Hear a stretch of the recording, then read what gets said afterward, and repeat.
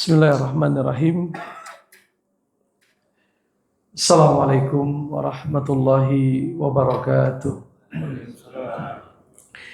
Innal hamdalillah nahmaduhu wa nasta'inuhu wa nastaghfiruh wa na'udzu billahi min syururi anfusina wa sayyiati a'malina. Man yahdihillahu fala mudhillalah wa man yudlil fala hadiyalah.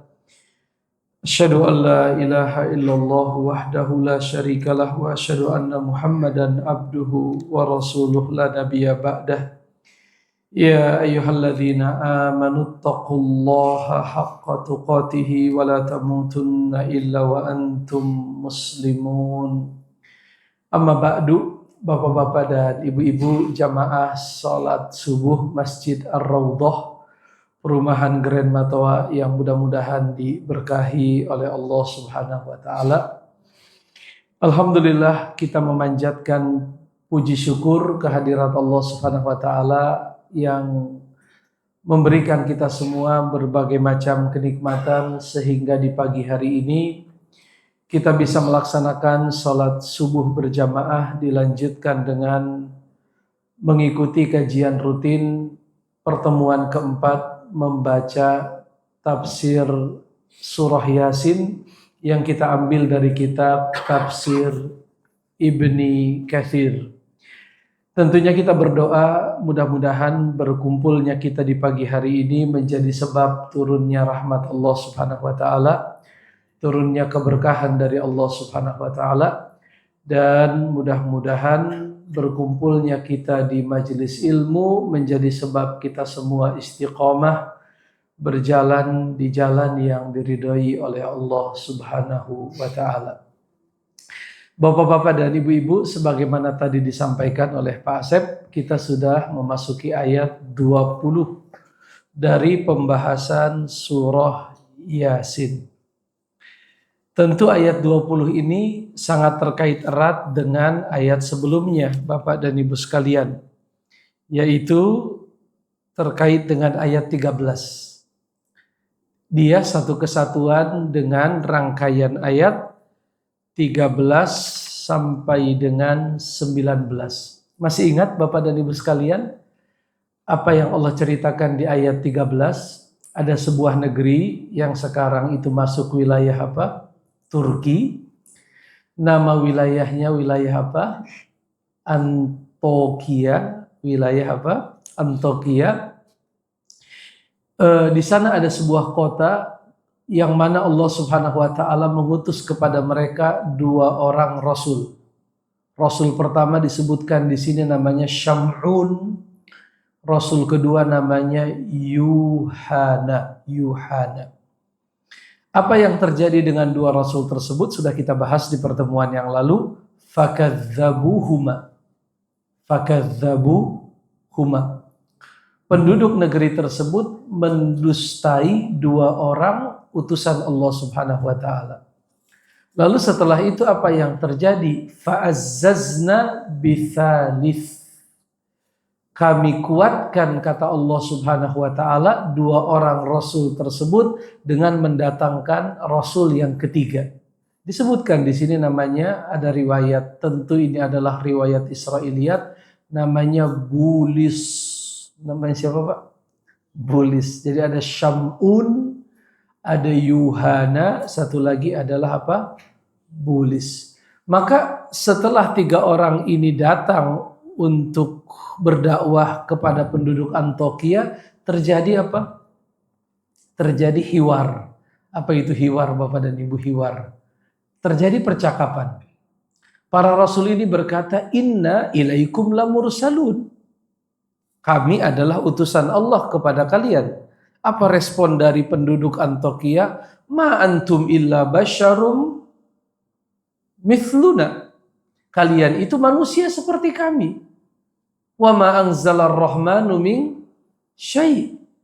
Allah tidak pernah menurunkan apapun atas kalian. Kalian manusia, kami manusia.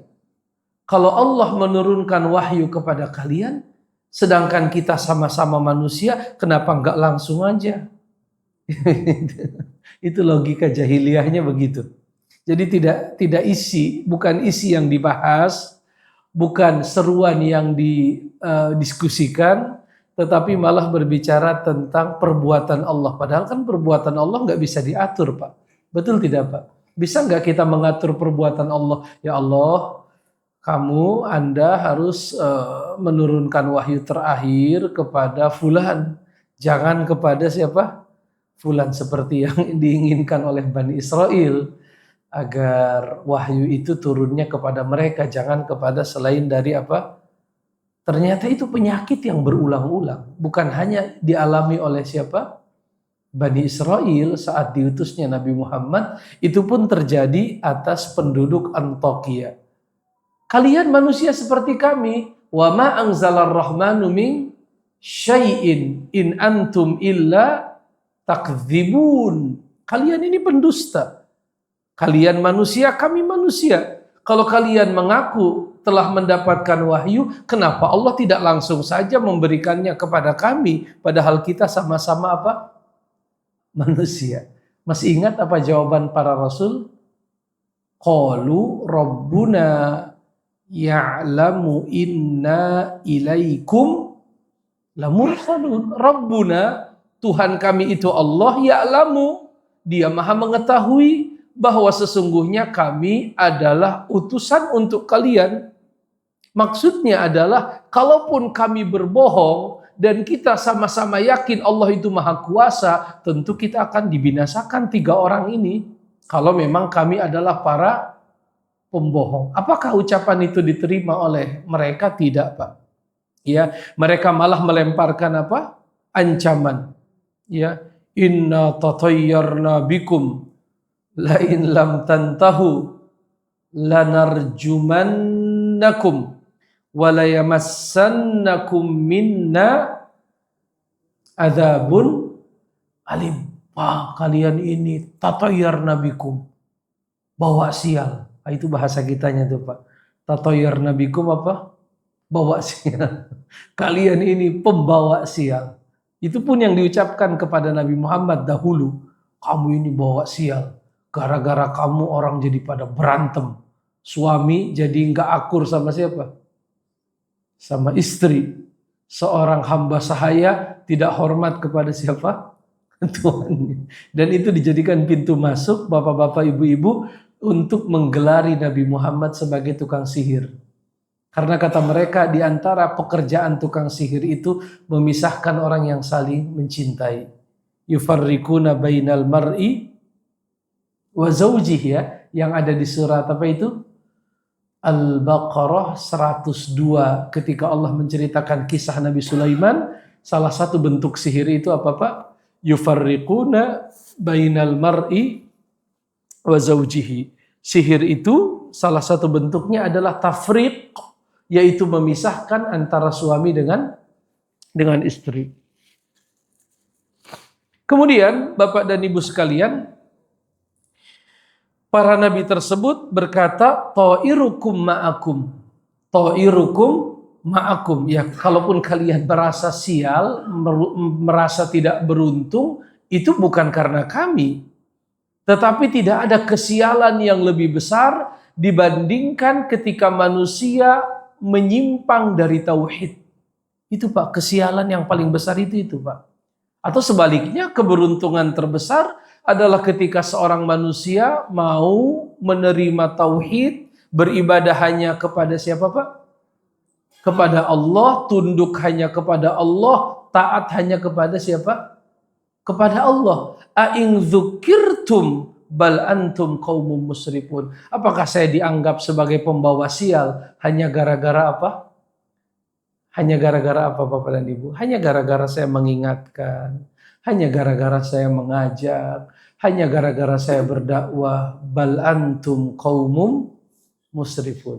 Tapi kalian ini, wahai penduduk Antokia, adalah kaum yang musrif. Apa itu musrif, Pak? Beda antara musyrik dengan musrif. Apa bedanya? Kalau musyrik penanggung jawab. Tapi kalau musrif melampaui batas. Beda, ya. Jadi bedakan antara, jangan salah-salah apa. Kalau di pesantren ada namanya musyrif. Dia musyrif tahfiz, dia penanggung jawab apa. Tapi kalau dia, jangan musrif apa? Jangan musrif, jangan berlebihan israf. Wala tusrifu innallaha la yuhibbul musrifin. Jangan berlebihan. Allah itu tidak suka orang-orang yang berlebihan. Bapak-bapak bisa merasakan suasananya tegang tidak? Tegang. Datang 2 orang Rasul, didustakan. Ditambah 3 orang Rasul, didustakan. Jadi manusia kalau sudah sesat itu kadang suka apa Pak? Suka parah ya, bikin kita geleng-geleng apa? Manusia kalau sudah sesat, sudah menyimpang itu kadang mereka bisa jatuh pada level yang lebih rendah dari apa? Dari hewan, seperti yang kita sering lihat ya di berita-berita itu ada aja berita-berita yang menunjukkan jatuhnya apa? Jatuhnya akhlak seseorang pada level yang sangat apa Pak? Sangat rendah, sangat hina, bahkan kadang lebih hina daripada apa? Hewan. Ini kondisinya sudah tegang Bapak dan Ibu sekalian. Kondisinya sudah panas. 3 orang Rasul tersebut berdakwah, 3 orang Rasul tersebut mengajak. Mereka berargumentasi, malah dibalas dengan tuduhan dan ancaman. Apa tadi ancamannya? La in lam tantahu lanarjumannakum. Udah, jangan banyak omong. Nanti kalau kalian masih mengajak-ngajak kami kepada seruan kalian itu, lanarjumannakum. Akan kami apa? Rajam kalian. Dan akan kami timpakan untuk kalian azab yang pedih. Ketika mengomentari ayat ini, Ibnu Katsir membawakan riwayat dari Ibnu Ishaq. Ibnu Katsir membawakan riwayat dari siapa Bapak dan Ibu? Ada yang kenal Ibnu Ishaq? Itu kalau Bapak mengkaji ilmu sejarah, beliau imamnya. Kalau imam ahli tafsir itu Imam Tobari. Kalau imam ahli hadis itu Imam Bukhari, kan begitu ya. Maka imam ahli sejarah salah satunya adalah Ibnu Ishaq. Sudah diterjemahkan, kalau Bapak cari di toko buku ada namanya Sirah Ibnu Ishaq. Diringkas menjadi Sirah Ibnu Hisham. Mereka salah satu pelopor dari apa? Penulisan Sirah Nabawiyah, namanya Ibnu Ishaq. Ibnu Katsir meriwayatkan dari Ibnu Ishaq atas apa yang beliau dapatkan dari perkataan Ibnu Abbas dan dari perkataan Ka'ab bin Ahbar dan dari perkataan Wahab ibni Munabbih. Berarti Ibnu Ishaq meriwayatkan dari 3 orang. 1, beliau meriwayatkan dari Ibnu Abbas, meriwayatkan dari Ka'ab al-Ahbar, itu seorang pendeta Yahudi yang masuk Islam, namanya siapa? Ka'ab bin al-Ahbar, yang selama ini kita sering kenal Abdullah bin Salam. Ini baru lagi sekarang. Siapa? Ka'ab al-Ahbar. Ka'ab al-Ahbar itu adalah seorang Yahudi yang masuk Islam, dan yang ketiga seorang tabi'in yang bernama Wahab ibni Munabbih. Apa riwayat yang dibawakan oleh Ibnu Ishaq dari 3 ulama salaf tersebut? Mereka berkata, yaitu Ibnu Abbas, Ka'ab al-Ahbar, dan satu lagi siapa tadi? Wahab ibni Munabbih. 3 orang ini bercerita, sesungguhnya penduduk negeri tersebut telah memiliki keinginan yang kuat untuk membunuh para rasul tersebut. Ujungnya hampir mirip ya. Nabi Muhammad juga kan, ini kita bulan Muharram nih. Kita di bulan Muharram. Bulan Muharram identik dengan peristiwa apa Bapak dan Ibu? Hijrah. Di malam hijrahnya Nabi, apa yang terjadi? Ada sekitar 16 orang pemuda yang menghunus pedang di luar rumah Nabi, menunggu beliau keluar. Mereka sepakat nanti Nabi keluar dari rumah pagi-pagi, kita habisi. Itu kisah yang sama yang dialami oleh 3 orang Rasul yang diutus kemana Pak? Antokia, satu kota yang sekarang masuk wilayah Turki. Penduduk negeri tersebut sepakat menghabisi 3 orang apa Pak? 3 orang Rasul tersebut. Kita bunuh aja deh. Susah menghentikannya. Ya, susah kita menghentikan mereka. Maka dalam kondisi tersebut tiba-tiba ada seorang laki-laki yang berlari-lari kecil, berlari-lari semampunya dari ujung kota. Lari dari ujung apa Pak?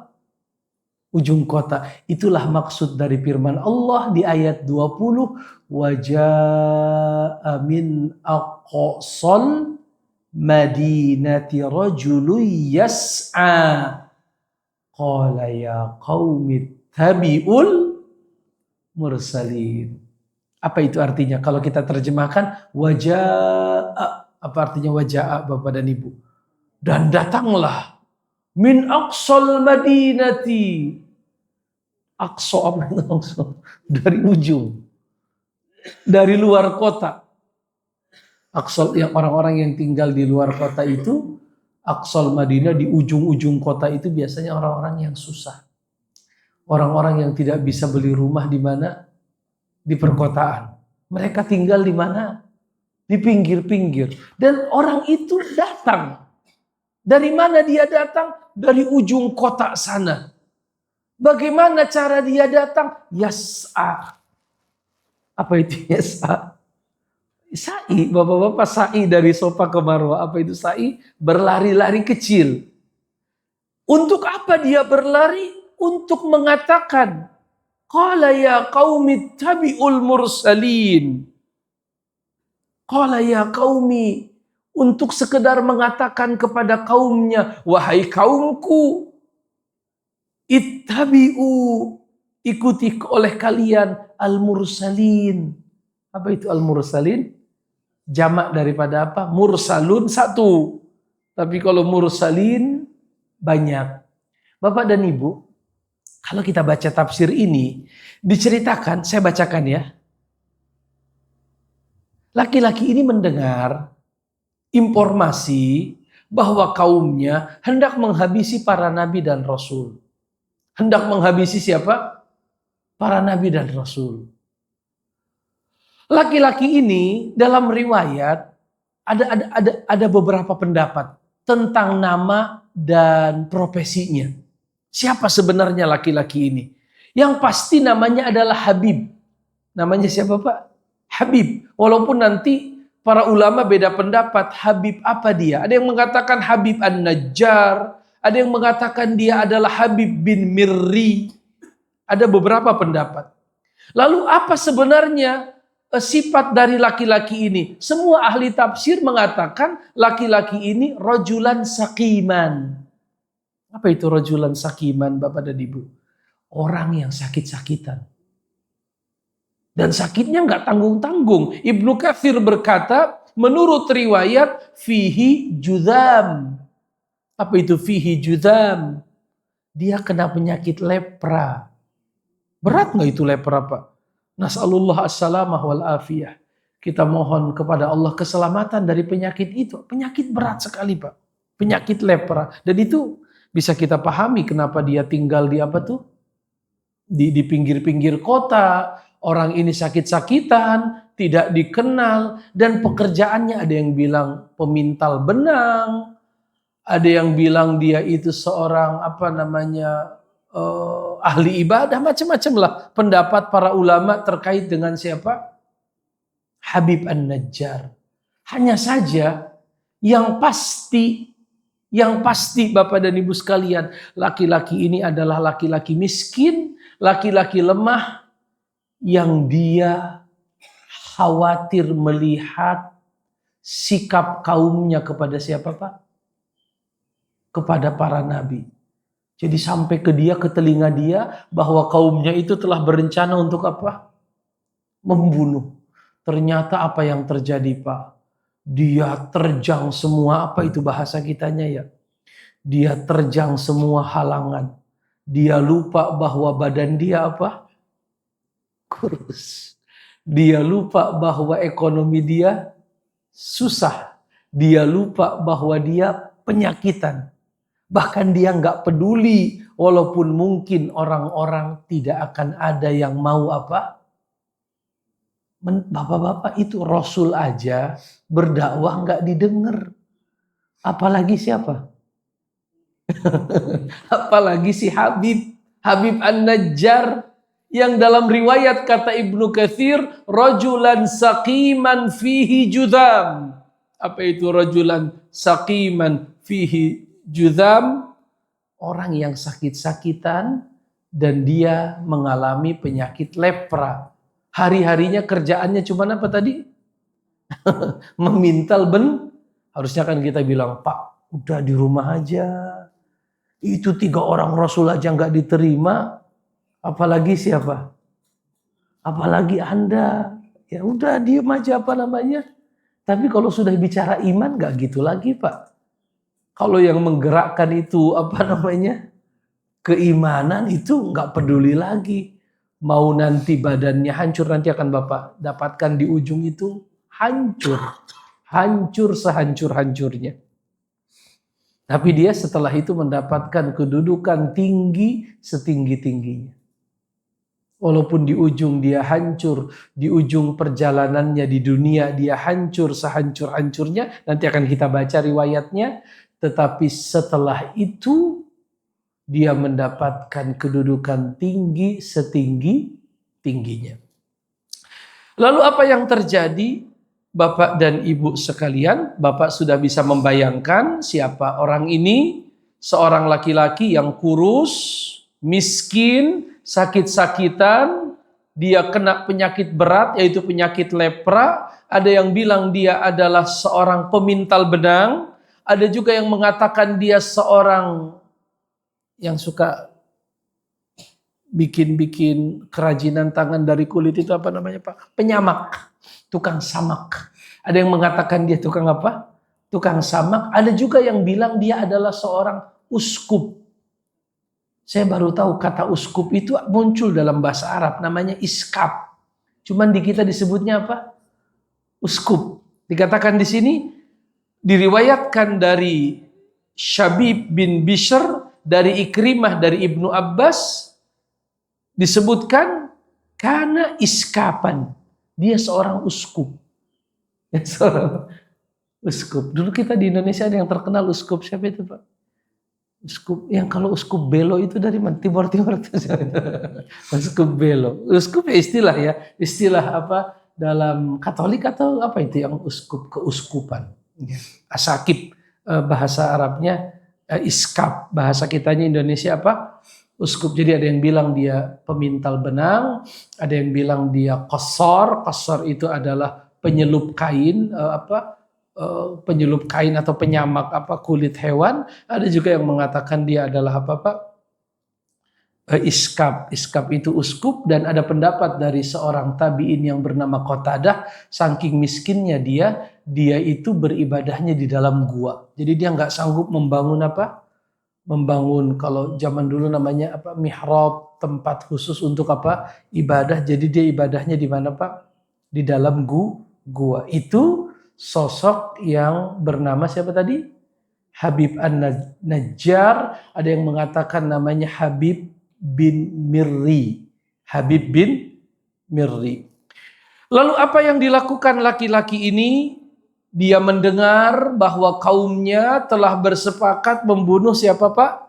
3 orang Rasul tersebut, dan informasi itu menjadikan dia ingin bergerak, ingin menyelamatkan kaumnya, jangan sampai kaumnya tersebut celaka, binasa disebabkan karena mereka membunuh siapa? Para nabi dan Rasul. Maka dia lupakan kemiskinannya, dia lupakan badannya yang sakit, dia lupakan segala kondisi dirinya, lalu dia Pak? Yas'a. Apa itu yas'a? Berlari.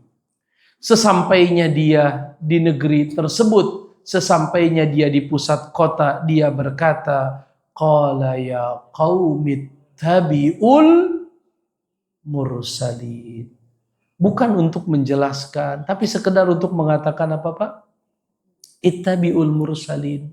Wahai kaumku, wahai umatku, wahai penduduk kota Antokia, ikutilah oleh kalian para rasul.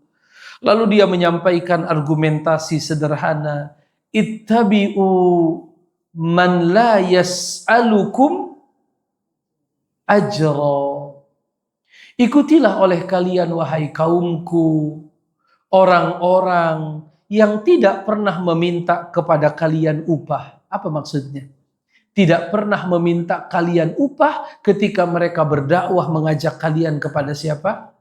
Kepada Allah Subhanahu wa taala. Wa hum muhtadun. Dan mereka itu orang-orang yang mendapatkan petunjuk.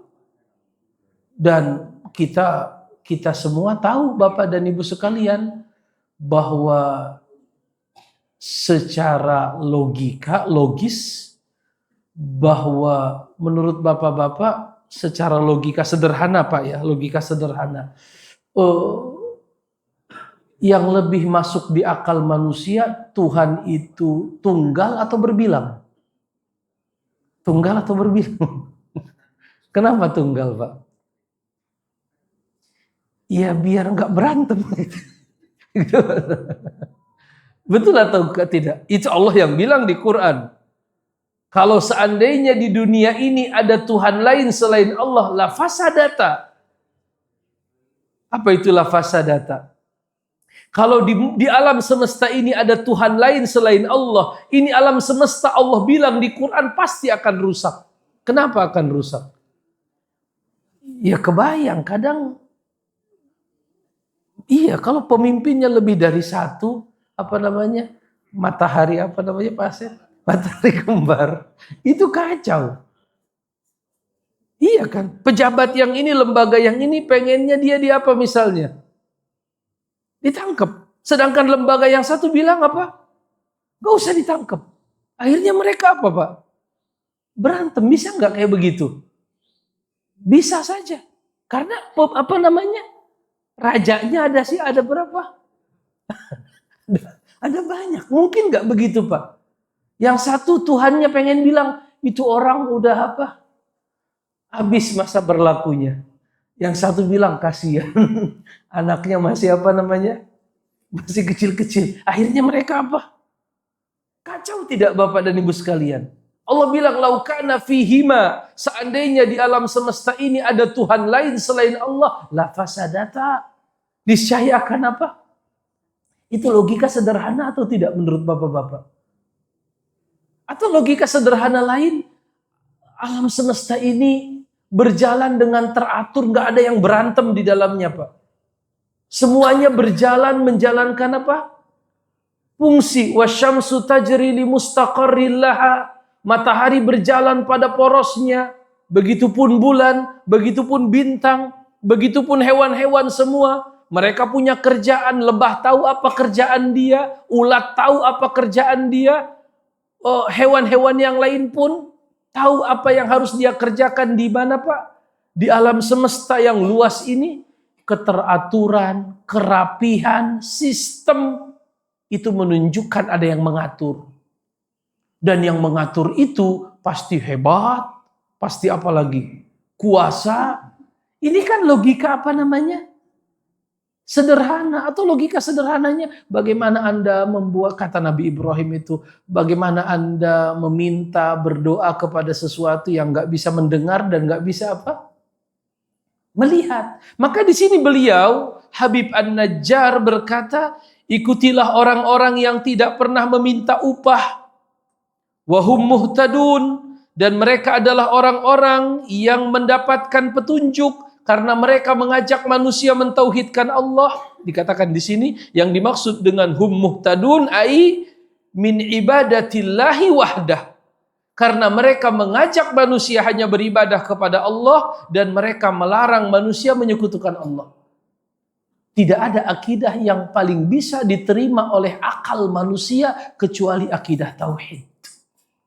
Jelas atau tidak Bapak dan Ibu? Dan tidak ada logika, tidak ada akidah yang paling mudah dijelaskan kecuali akidah apa? Tauhid. Adapun akidah syirik itu susah. Susah untuk diapakan?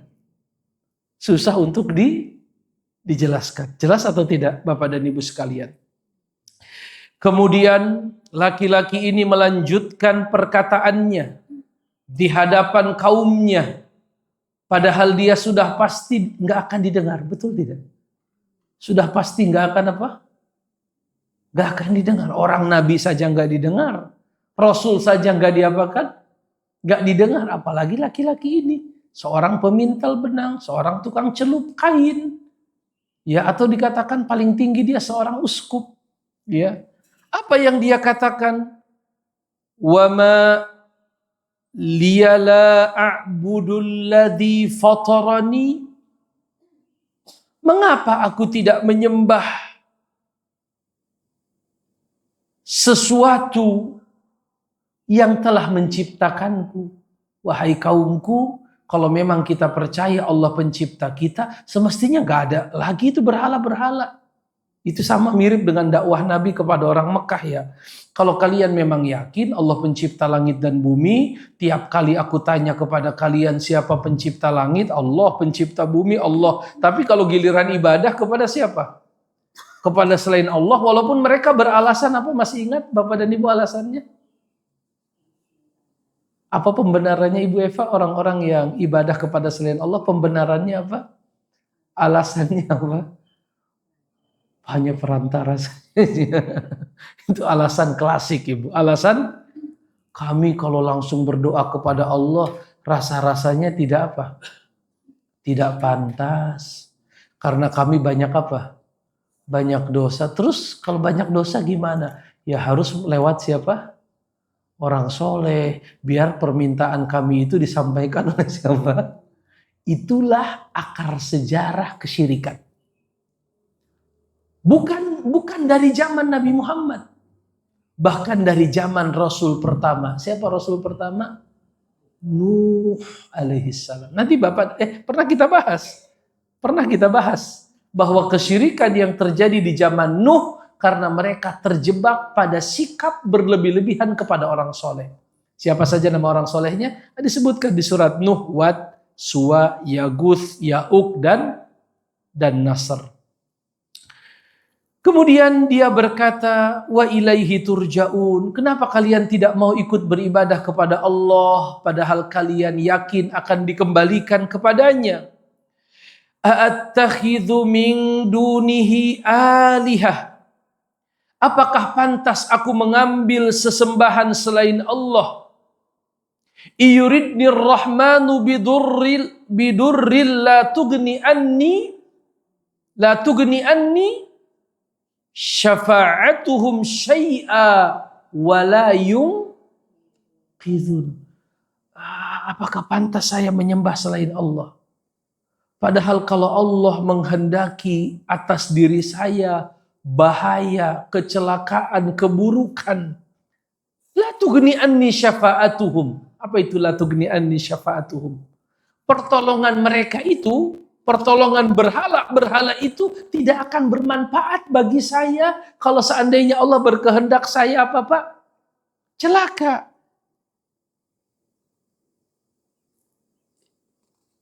Inni idzal lafi dhalalim mubin. Kalau saya sudah tahu Allah pencipta langit bumi, Allah penguasa langit bumi, Allah pengatur langit dan bumi, lalu saya malah menyembah selain Allah, inni idzal lafi dhalalim mubin. Apa artinya itu? Kalau begitu saya benar-benar di dalam kesesatan yang nyata.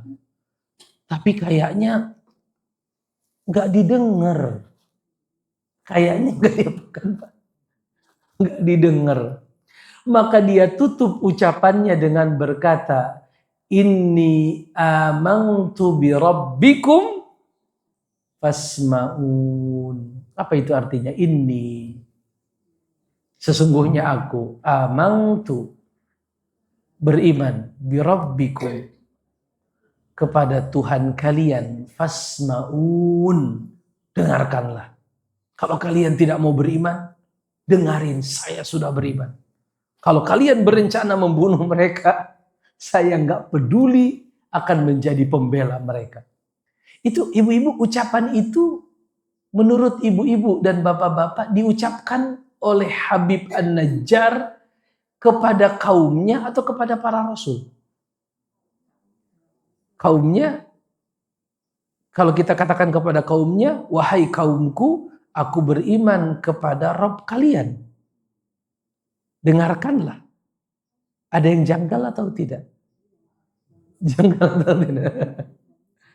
Kalau kita katakan bahwa ucapan itu diucapkan oleh Habib kepada kaumnya, maka harus ada kata yang kita takdirkan.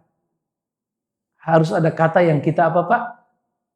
Takdirkan. Muqaddar dalam bahasa Arab. Muqaddar itu kata yang ada di pikiran tapi nggak disebut karena sudah dimaklumi. Apa itu? Seolah-olah dia berkata, wahai kaumku, aku beriman kepada Tuhan kalian, yaitu Allah, walaupun kalian mengingkarinya, fasma'un. Jadi kata yang disembunyikan adalah apa? Walaupun kalian mengingkarinya. Jelas tidak? Tapi kalau kita katakan bahwa ucapan itu beliau sampaikan kepada para nabi, ini tidak perlu ada takdir. Tidak perlu ada kata yang disembunyikan. Betul tidak? Inni, wahai para nabi, amantu bi rabbikum. Kalau kaumku tidak mau beriman, aku amantu bi rabbikum. Kalau aku beriman kepada Tuhan kalian, fasma'un. Dengarkanlah. Menurut ibu yang mana? Pertama atau kedua? Yang kedua. Yang kedua lebih sederhana dipahami, tapi sebagian ulama ada yang berpendapat yang pertama. Oleh karenanya di sini, di dalam tafsir Ibnu Katsir, beliau meriwayatkan dua pendapat tersebut. Ada sebagian ahli tafsir yang berpendapat bahwa kalimat inni amantu bi rabbikum fasma'un itu dikatakan oleh Habib An-Najjar kepada siapa? Kaumnya. Tapi tadi dengan kata yang disembunyikan. Aku beriman kepada Rabb kalian, ada kata yang disembunyikan, walaupun kalian mengingkari Tuhan kalian itu. Fasma'un, maka dengarkanlah. Tapi kalau kita katakan bahwa itu ucapan kepada para nabi, ya itu tidak perlu banyak penjelasan. Karena jelas, inni amantu bi rabbikum fasma'un, aku, wahai para nabi, para rasul, telah beriman kepada Rabb kalian, fasma'un. Bapak dan Ibu, itu ayat berapa itu? Ayat 25. Ayat 26-nya apa? Qila dukhulil jannah. Apa artinya qila dukhulil jannah? Masuk surga. Orang kalau masuk surga itu berarti sudah meninggal. Betul tidak Pak Asep? Sudah meninggal. Berarti baru saja detik pertama habis ucapan dia fasma'un.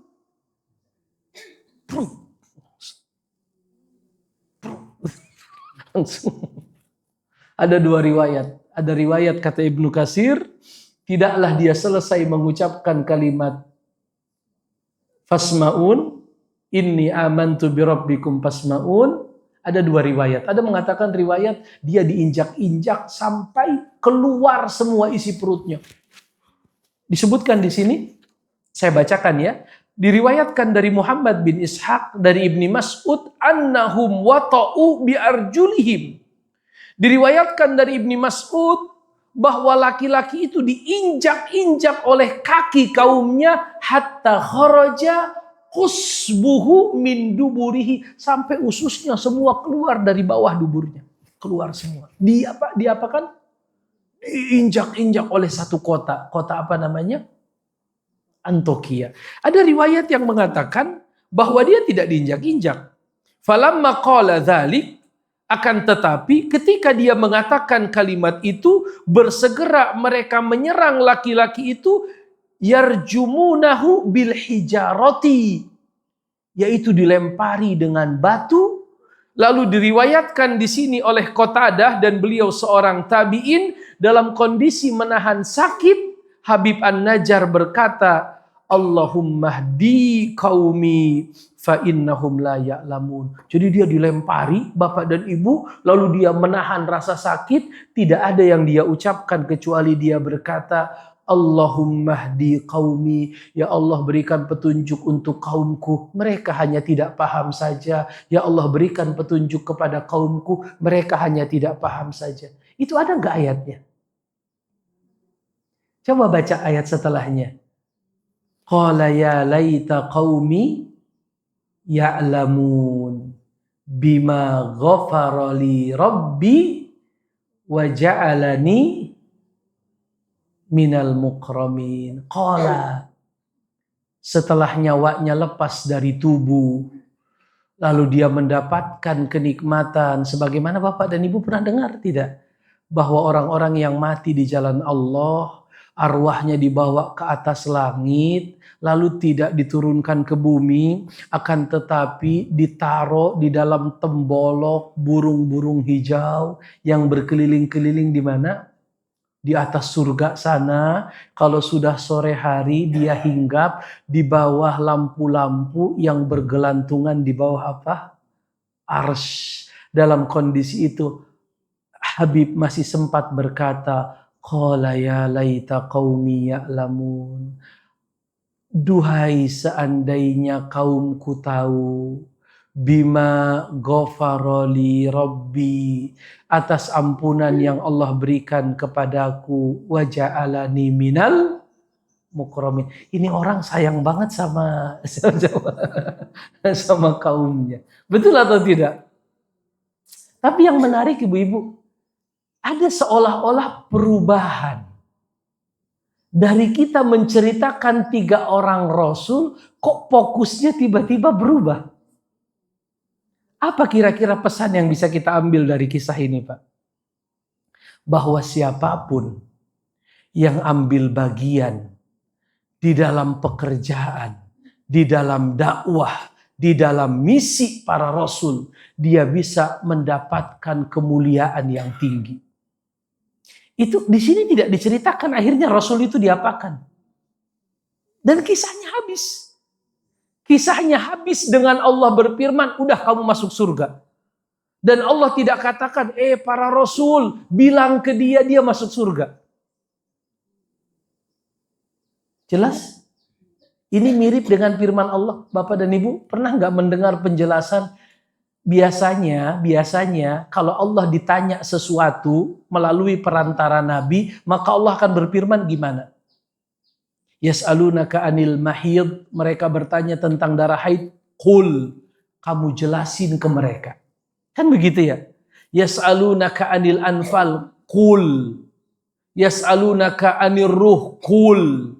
Yas'alunaka anil ahillah. Qul. Tiap kali manusia bertanya melalui Nabi kepada Allah, maka Allah akan suruh Nabi untuk apa? Menjelaskannya. Tapi ketika yang ditanya adalah apakah Allah dekat atau Allah jauh, Allah tidak mengatakan kepada Nabi, qul, tidak. Tapi apa kata Allah? Fa inni qarib. Wa idza sa'alaka ibadi anni. Allah tidak mengatakan katakan aku dekat, tidak. Tapi Allah mengatakan apa? Aku dekat untuk memberikan penegasan sangat dekat. Itu laki-laki yang meninggal itu yang namanya Habib siapa tadi Pak? An-Najjar, dia meninggal di sisi para nabi dan rasul. Allah tidak berfirman kepada para nabi dan rasul itu apa? Katakan kepada dia akan masuk. Tapi Allah sendiri yang mengatakan kepada laki-laki itu, qila dukhulil jannah wahai fulan, Habib An-Najjar, masuklah engkau ke dalam surga. Apa yang dia katakan setelah dia mendengar ucapan itu? Qala ya laita qaumi ya'lamun bima ghafara li rabbi wa ja'alani minal mukramin. Duhai seandainya kaumku tahu bahwa aku telah mendapatkan ampunan dan aku dijadikan oleh Allah orang yang mendapatkan apa? Kemuliaan dari Allah Subhanahu wa ta'ala. Dan setelah itu apa yang terjadi Bapak dan Ibu? Allah tidak menurunkan apapun kepada kaumnya Habib An-Najjar.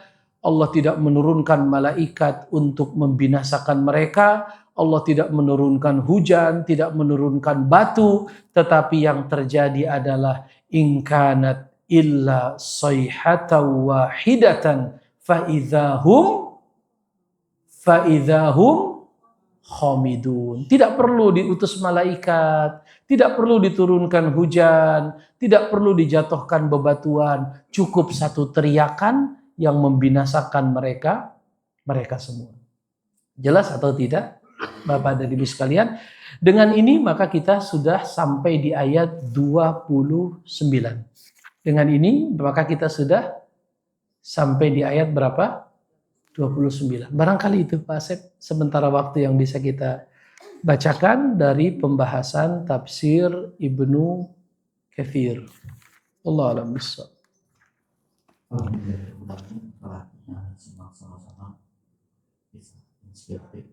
Iya.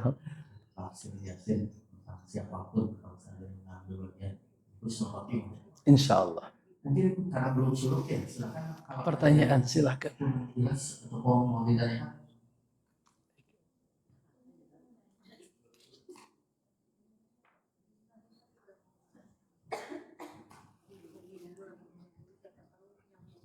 Assalamualaikum warahmatullahi wabarakatuh. Waalaikumsalam warahmatullahi. Ustaz, yang dosa itu berarti setelah kematian laki-laki itu langsung diazab Ustaz. Penduduk negeri itu dibinasakan oleh Allah Subhanahu wa taala. Dibinasakannya dengan suara. Suara yang sangat keras sehingga menyebabkan mereka semua meninggal seketika. Terus ini Ustaz, jadi kan yang pisah itu yang dia kan udah tahu rumah gitu kan. Dia tahu udah ada gaya apa-apa. Tapi dia kan udah berbuat seperti itu dan dia udah tahu resikonya ya. Terus kan ada hadis ya Ustaz ya. Terus bilang kalau kalian mau kemungkaran gitu kan. Apa sih dengan tangan? Ubahlah dengan kekuatan, kalau tidak bisa maka dengan tangan, kalau tidak bisa dengan hati, yaitu dengan mengingkari, dan itu selemah-lemahnya iman. Nah ini kaitannya gimana Ustaz? Berarti dia ambil yang paling susah. Itu kan pilihan. Ambil dengan kekuatan, atau dengan lisan, atau dengan tangan. Dia sebenarnya ngambil bukan dengan kekuatan. Karena yang bisa menggunakan kekuatan dalam beramar ma'ruf hanyalah yang punya kekuatan, negara atau pemimpin. Dia memilih lisan. Tapi lisan ada resikonya. Ya, kita baca tadi resikonya. Bahwa resikonya ya dia dibunuh, tetapi itu menjadi syahadah, mati syahid, yang menyebabkan dia masuk ke dalam mukramin. Wa ja'alani minal mukramin. Allah jadikan aku orang yang mendapatkan kemuliaan. Allah alam bisa. Jadi itu buat diri kita gitu Ustaz ya. Misalkan gitu dari dalam pada kemungkaran berarti kita harus menakar diri sendiri gitu ya. Iya. Mau pilih yang mana? Kita takar sendiri. Walaupun Ibu Eva ada satu hal yang harus diperhatikan adalah dalam menyampaikan kebenaran atau dalam mengubah kemungkaran, seseorang itu harus memastikan bahwa ketika dia mengubah kemungkaran tidak menyebabkan datangnya kemungkaran yang lebih besar.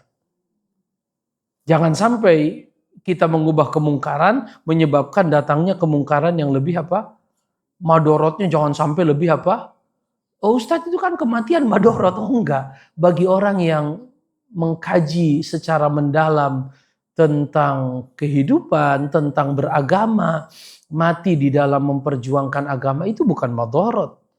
Dahulu orang-orang mengatakan, itu di zaman sahabat Nabi ya, di zaman sahabat Nabi, itu dia lari ke medan perang, lalu dia melakukan inggimas dalam bahasa Arab, dia lari ke tengah-tengah pasukan musuh, lalu dia menyerang, lalu dia akhirnya mati. Itu namanya bunuh diri, kata siapa? Kata sebagian orang. Maka mereka baca wala tulku bi aidikum ila tahlukah. Jangan kau ceburkan dirimu ke dalam kebinasaan. Sahabat Nabi yang mendengar hal ini dia katakan bohong, bukan itu maksudnya.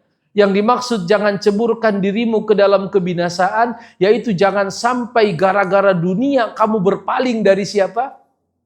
Dari Allah. Artinya itu memberikan kita pemahaman bahwa ketika seseorang mengambil resiko tertinggi yang harus dia tanggung di dalam dia memperjuangkan agama Allah, maka itu bukan sesuatu yang tercela. Tetapi itu sesuatu yang apa? Terpuji. Tetapi apa sih yang tercela itu? Ketika kita mengubah kemungkaran, datang kemungkaran yang lebih besar. Dampaknya setiap orang menjadi mengalami kondisi yang apa? Oh, misalnya saya kasih contoh ke Bapak dan Ibu, kita melihat orang mabuk. Lalu kita nasihati dia, jangan gara-gara kita bilang jangan mabuk, dia ngejar kita sambil sambil ingin menyerang kita atau itu namanya mabuk itu dosa. Tapi membunuh lebih gede. Lebih gede mana? Dosa mabuk atau membunuh? Bahkan orang dulu bilang, udah biarin aja dia mabuk, biar nggak bunuh. Zaman dulu, zaman siapa itu? Zaman Syekhul Islam kalau nggak salah, ketika beliau berfatwa tentang orang-orang Mongol. Orang-orang Mongol itu kalau nggak mabuk ngebunuh. Akhirnya kata Ibnu Taimiyah, itu namanya akhaffu dararain. Apa itu akhaffu dararain?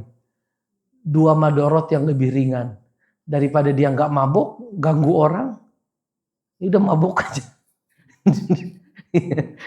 Iya betul enggak? Lebih ringan mana? Lebih ringan mabok atau lebih ringan ganggu orang?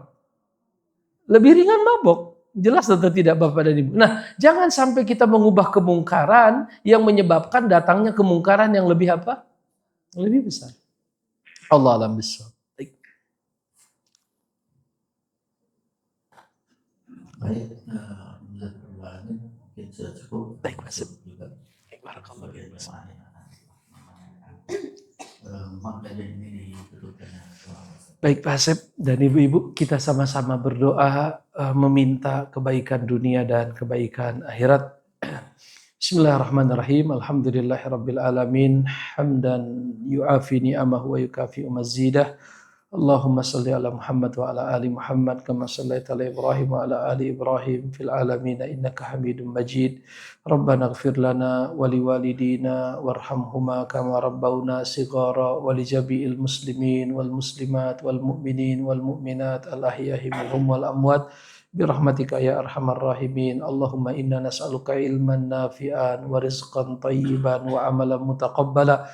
Allahumma inna nas'aluka al-huda wat-tuqa wal-afafa wal-ghina wa na'udzubika min sakhatika wan-nar. Allahumma inna nas'aluka salamatan fid din wa afiyatan fil jasad wa ziyadatan fil ilmi wa barakatan fil rizqi wa taubatan qabla al-maut wa maghfiratan ba'dal maut. Allahumma hawwin alaina fi sakaratil maut wan najata minan nari wal afwa indal hisab. Rabbana hab lana min azwajina wa dhurriyyatina qurrata a'yun waj'alna lil muttaqina imama. Rabbana zalamna anfusana wa in lam taghfir lana wa tarhamna lanakunanna minal khasirin. Rabbana atina fid dunya hasanah wa fil akhirati hasanah wa qina adzabannar. Subhana rabbika rabbil izzati amma yasifun wa salamun alal mursalin walhamdulillahi rabbil alamin. Assalamualaikum warahmatullahi wabarakatuh. Waalaikumsalam warahmatullahi wabarakatuh. Inspirasi yang bermanfaat buat kita semua. Saya sholat sunnah untuk mendapatkan pahala dan masih sangat sempurna sampai kejadian akan kita tutup dengan doa kafaratul majelis. Subhanallah wa bihamdihi. Assalamualaikum warahmatullahi wabarakatuh.